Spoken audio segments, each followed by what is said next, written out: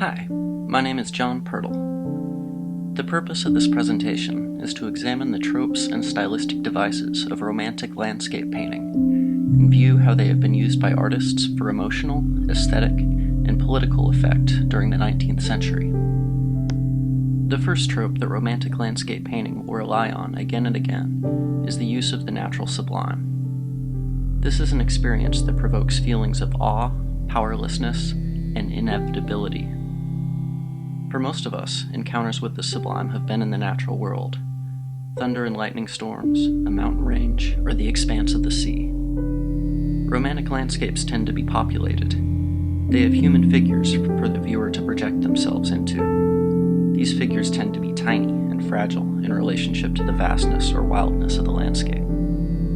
This will change later, but early romantic painting also uses pretty illustratively spooky imagery, although this had more to do with showing the passage of time through depictions of ruins than what we will associate with the haunted house or horror movie aesthetic. So far, we have been looking at J.M.W. Turner and Caspar David Friedrich as exemplars of early romantic landscape painting. To review, their work involves an encounter with the natural world that provokes helplessness and awe, a specific figure-scale relationship to emphasize fragility, and a depiction of the natural world as fundamentally wild, untamed, and unknowable. We can also see repeated nautical imagery in the romantic landscape. Sea travel in the 19th century was dangerous and potentially catastrophic for sailors, but it also offers the opportunity for progress and transcendence. In this image, we can start to see the transition in romantic painting. The landscape is no longer threatening, but instead represents adventure and change. All of the tropes of Romanticism are still in place, but an interest in national expansion has started to replace the fear of the sublime object. In America, the Hudson River School were a group of painters working in New York who were influenced by the work of their European counterparts. We can see that the sublime object has been replaced by a fascination with the unexplored beauty of the American frontier. Thomas Cole and Asher Durand are the best exemplars of American Romanticism.